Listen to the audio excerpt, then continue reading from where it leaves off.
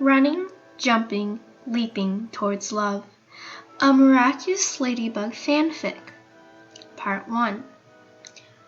Okay then, you better be a good pole vaulter, or else I have no idea who I've been working with for the past 4 years, Ladybug laughed.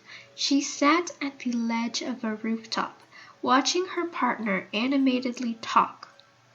Why, my dear lady?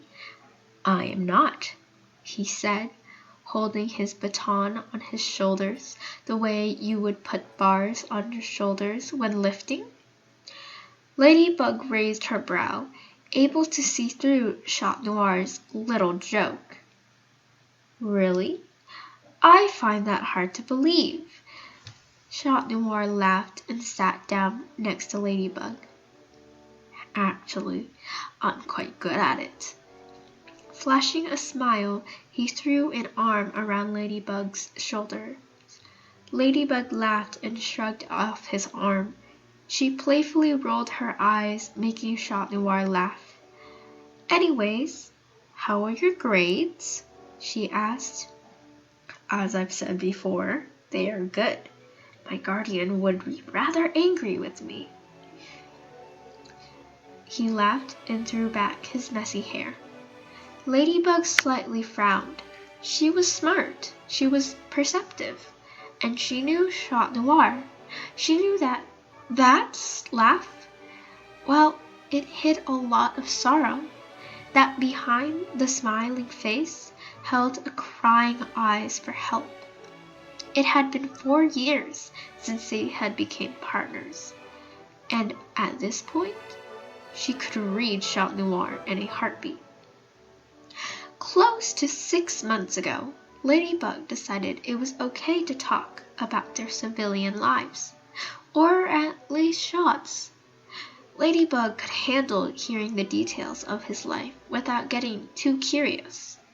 If she started telling Chat Noir stuff about her life, he could start trying to figure out who she was. After all, he was friends with Marinette. He could connect the dots. That would not be ideal. So, to avoid that, Ladybug kept hush about herself, and Chat blabbed on. Well, if you don't at least come in third during your 400-meter dash, I will be sorely disappointed, she laughed. Chat Noir tongue-clicked and smiled at her. I don't do disappointment. Ladybug laughed and lightly hit Chat Noir in the arm. See you later, track star, she winked before extending her yo-yo and whisking away. Chat Noir smiled as he laid down on the roof, just watching the sky. Morning, dear, Mrs. Dupin-Chang said as she saw her daughter come out of her room.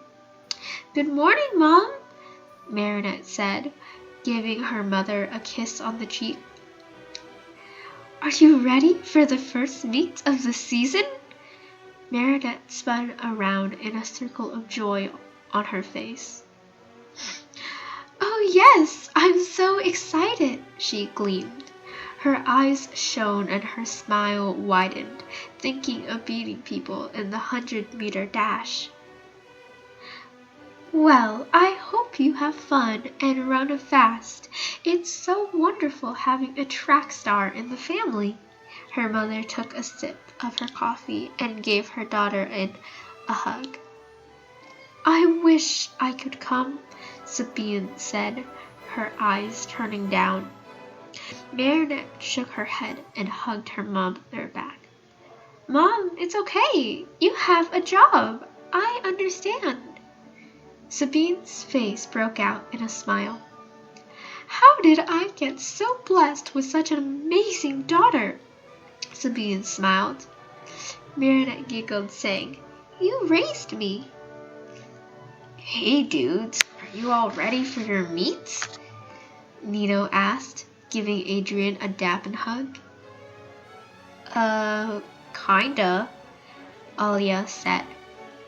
Marinette laughed. Oh, Alia, you barely wanted to join.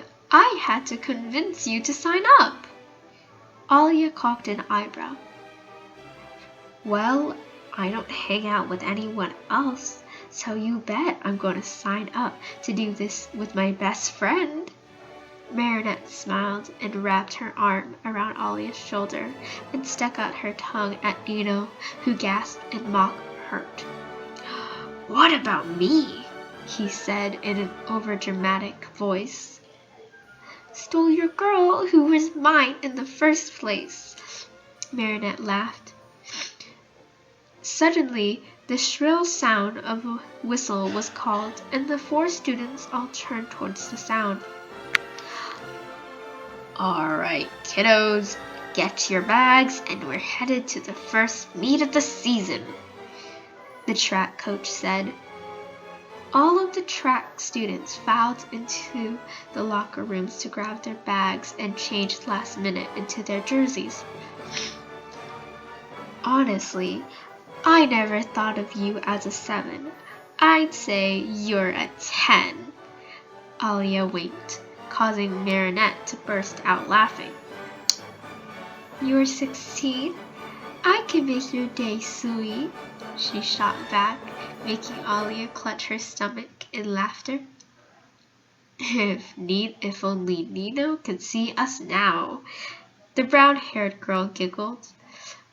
Marinette and Alia both picked up their respective bags and walked outside to the buses. Wow, a charter bus! Marinette awed.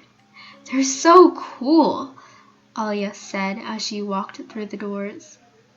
The girls chose spots next to each other and motioned for Nino to nab the 2 seats next to them. Where's Adrian? Marinette asked. Nino shrugged his shoulders. Probably still getting his stuff.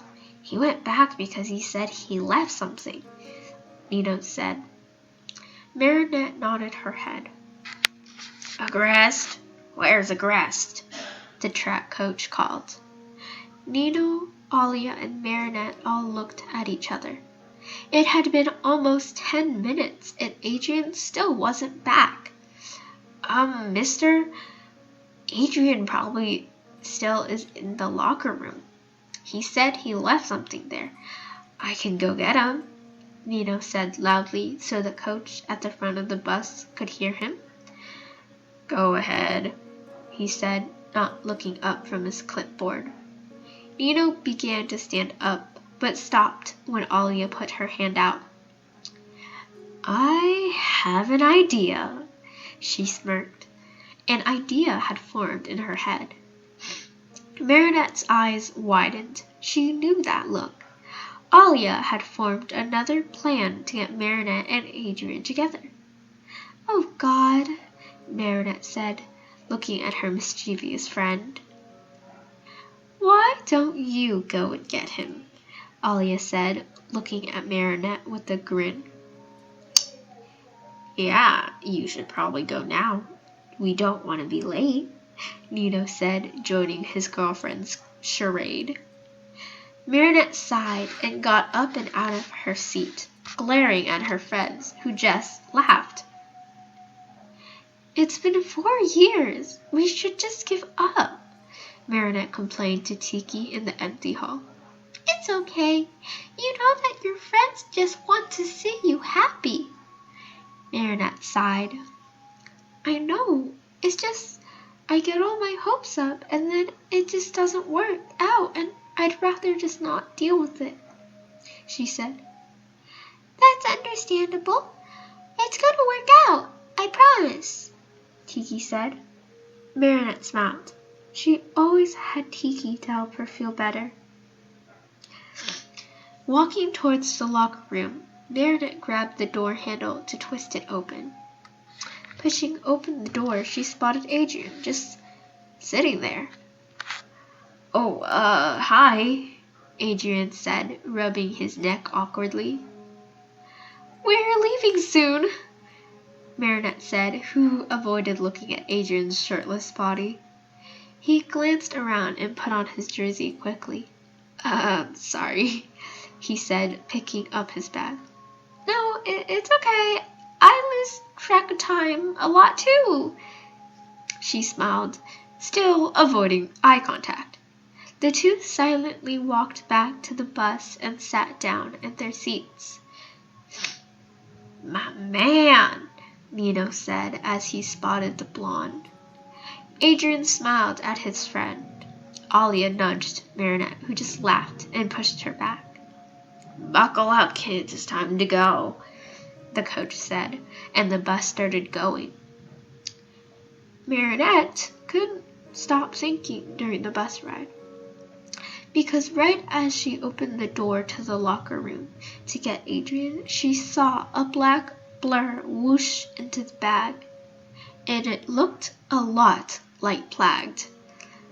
I swear to God, if Adrian shot Noir, she thought, not even wanting to finish her thought. Oh my God! Meredith had specifically never told Shot anything about her, so that he would not have an idea of who she was. And she never wanted to know who Shot Noir was before. But now? Oh, the door was thrown open, and it was not going to be closed any time soon.